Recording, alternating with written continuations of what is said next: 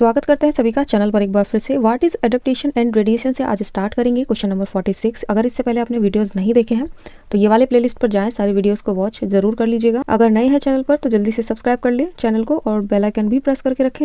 Question number 46, refer to the given figure, what does it represent. तो यहाँ पर देखिए सबसे पहले तो एक चार्ट दे रखा है और चार्ट के अकॉर्डिंग आपका जो आंसर है एडेप्टिव रेडिएशन है। अब देखिए एडेप्टिव रेडिएशन होता क्या है।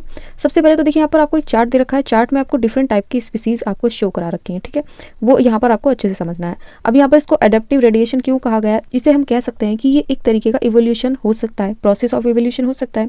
क्योंकि देखिए जब जोग्राफिकल एरिया में कुछ अदर स्पीसीज यानी कि डिफरेंट स्पीसीज होती हैं, वो अपना जो कह सकते हैं कि रहना सहना स्टार्ट करते हैं किसी एक पॉइंट से, और ज्योग्राफिकल एरिया में जितना भी स्पेस हो या फिर कितना भी एरिया हो वहां तक पूरे में वो फैल जाते हैं, ठीक है।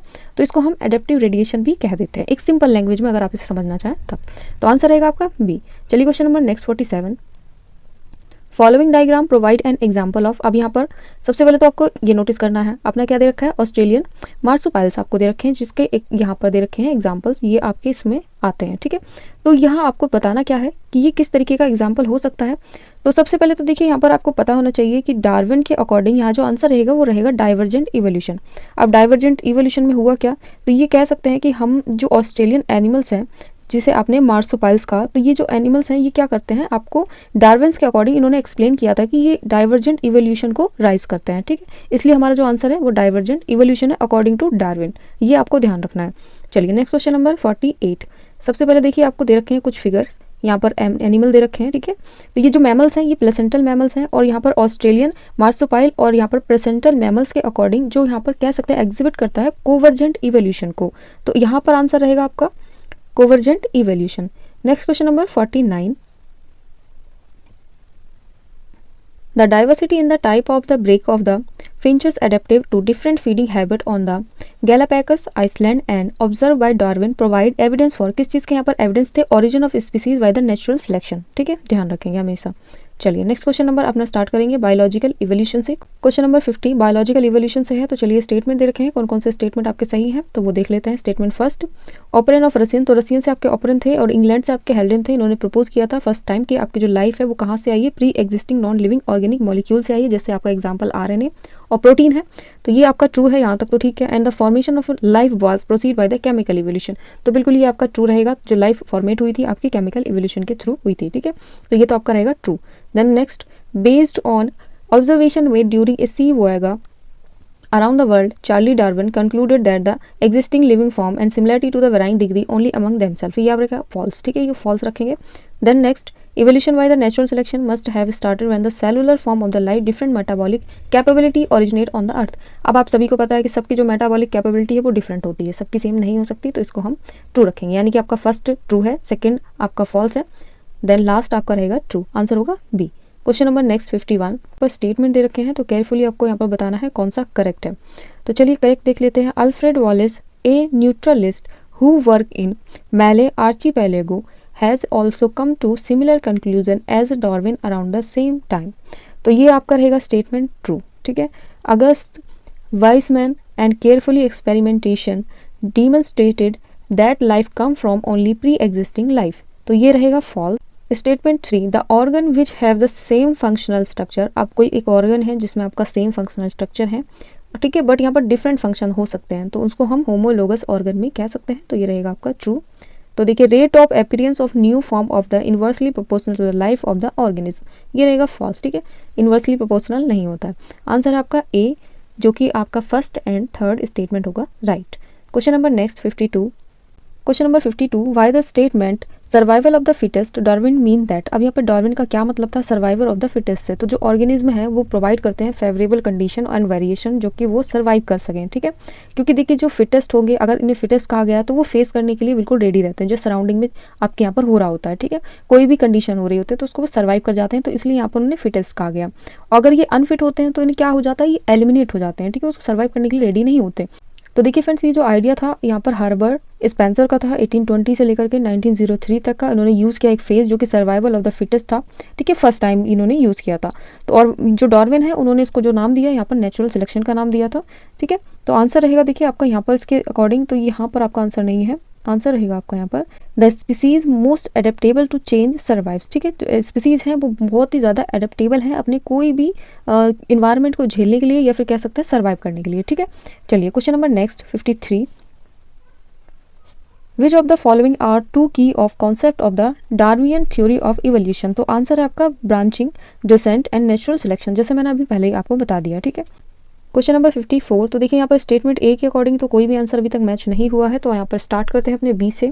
ठीक है, अपना बी स्टार्ट करेंगे देन सी स्टार्ट करेंगे, उसके अकॉर्डिंग यहाँ पर दे रखे हैं, क्योंकि दो ही ऑप्शंस दे रखे हैं और दोनों ऑप्शंस के अकॉर्डिंग यहाँ पर तीसरा जो मैच होगा ये हो नहीं रहा है। ठीक है, तो during post industrialization period the tree trunk become dark due to the industrial smoke and soot under the condition the, तो वो किस तरीके के थे, वाइट विंग मॉथ्स थे। ठीक है, आप सभी को मालूम होना चाहिए। ठीक है, कौन से थे आपके वाइट विंग मॉथ, यानी कि आपका जो आंसर बी है वो यहाँ पर मैच हो रहा है। ठीक है, did not survive due to the predators while, वो क्यों सर्वाइव नहीं कर पा रहे थे, क्योंकि डार्क विंग्स मॉथ थे, ये आप ध्यान रखें। ठीक है, सर्वाइव नहीं कर पा रहे थे क्यों, क्योंकि वो डार्क विंग्स थे और यहाँ पर देख कंडीशन थी, कौन सी कंडीशन में आए थे, वो वाइट विंग मॉथ कंडीशन थे और वो सर्वाइव कर रहे थे। बट क्या हुआ, इंडस्ट्रियलाइजेशन से पहले, अगर इंडस्ट्रियलाइजेशन की बाद की बात करें तो डार्क विंग मॉथ्स थे, ये मैं पहले ही आपको कुछ क्वेश्चंस में बता चुकी हूँ। ठीक है, चलिए Lamarck said that evolution of life form had occur but driven by, किसके थ्रू यहाँ पर ड्राइवन कर सकते हैं हम ऑफ ऑर्गेनिज्म को, यूज और डिसयूज के थ्रू हम इसे हम क्या कर सकते हैं, ड्राइव कर सकते हैं। चलिए next question number 55, question number 55, according to Lamarckism long neck giraffe evolve because, क्योंकि यहाँ पर देखिए जो ऑफ स्ट्रेचिंग ऑफ नेक है over many generation by the short neck one, पहले क्या होती थी, जो जिराफ की नेक थी वो बहुत ही शॉर्ट होती थी और जनरेशन बाय जनरेशन जैसे जैसे आगे कह सकते हैं कि पेड़ पौधे बहुत ही ऊंचाई तक पहुंचने लगे, तो उसी के अकॉर्डिंग आपने देखा होगा कहीं कहानियों में भी सुना होगा कि जैसे जैसे पेड़ पौधे बड़े होते थे वैसे वैसे क्या करते थे, जिराफ अपना मुंह ऊपर की तरफ उठाकर उन पेड़ पौधों को खाने की कोशिश करते थे ताकि उनका पेट भर सके। तो इसके अकॉर्डिंग क्या हुआ, तो स्ट्रेचिंग आ गई थी, तो उनकी जो गर्दन थी वो क्या हो गई, वो बहुत ही ज़्यादा लंबी होती चली गई। ये कहानियों में मैंने देखा था, तो उसी के अकॉर्डिंग मैंने आपको बता दिया। ठीक है, तो इसी तरीके से आप समझ सकते हैं, याद रख सकते हैं। तो चलिए आंसर रहेगा आपका D. Question number 56, which of the following evidence does not favour, देखिए कुछ एविडेंस है जिसको हम कह सकते हैं कि ये किसी के फेवर में, जो कि लेमार्किन कॉन्सेप्ट उन्होंने दिया था इनहेरिटेंस का, उसके फेवर में नहीं थे। तो कौन सा यहाँ पर हो सकता है, मेलानाइजेशन इन पीपर्ड मॉथ्स में हो सकता है। ठीक है, कौन से, मेलानाइजेशन इन पीपर्ड मॉथ्स। तो चलिए आंसर रहेगा आपका B. Question number 57, human population grow in geometric ratio while food material increase in arithmetic proportion, it is a statement. तो देखिए फ्रेंड्स, जो स्टेटमेंट आया था वो किसकी तरफ से आया था, मेल्थस की तरफ से आया था, और कौन से सन में आया था, यहाँ पर कह सकते हैं 1798 में आया था। ठीक है, ये भी आपको याद रखना है। चलिए question number 58, question number 61, which of the following are necessary for evolution by the natural selection to take place. चलिए यहाँ पर देखते हैं कौन कौन से स्टेटमेंट सही निकलते हैं। ऑफ स्प्रिंग की बात हो रही है, resemble their parents more than other, ठीक है, वो अपने पेरेंट्स से रिजेंबलर होते हैं और किसी भी अदर से नहीं होते। ठीक है, और इंडिविजुअल इन द पॉपुलेशन, ठीक है, डिफरेंट, ये तो आपका रहेगा देखिए फॉल्स, ऐसा तो होता नहीं है, आप ध्यान रखें।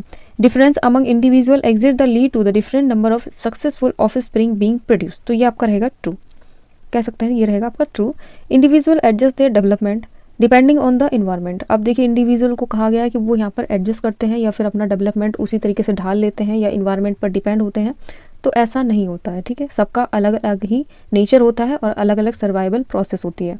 कोई भी ऑर्गेनिज्म या कोई भी यहाँ पर कह सकते हैं लिविंग यहाँ पर डिपेंड नहीं करता है अपने इन्वायरमेंट फैक्टर पे, सबका। अब देखिए ह्यूमंस की बात कर लें, अब इन्वायरमेंट पे थोड़ी डिपेंड है, सर्दियाँ आई तो सर्दियों के मौसम में ढल गए, ठीक है, और या फिर उसके अकॉर्डिंग ही कुछ ना कुछ ऐसा होता है कि अपना आप सारी चीज़ें क्लियर होती रहती हैं। ठीक है, तो यहाँ पर कह सकते हैं कि एडजस्ट तो नहीं करते हैं, ठीक है, और ना ही डिपेंड होते हैं इन्वायरमेंट पर। इन्वायरमेंट एक अलग चीज़ है और यहाँ पर इंडिविजुअल का डेवलपमेंट अलग चीज़ है। ठीक है, तो ये रहेगा false. Every individual process enormous fertility, तो यहाँ पर कह सकते हैं कि जो इंडिविजुअल की जो प्रोसेस है वो इमरस फर्टिलिटी पर होती है या प्रोसेस इस तरीके की देखी गई है, तो ये रहेगा आपका ट्रू, तो आंसर रहेगा बी। चलिए next question number 62, question number 62, तो चलिए देख लेते हैं अपना 62। Darwinism explain all the following concept, तो चलिए स्टार्ट करते हैं।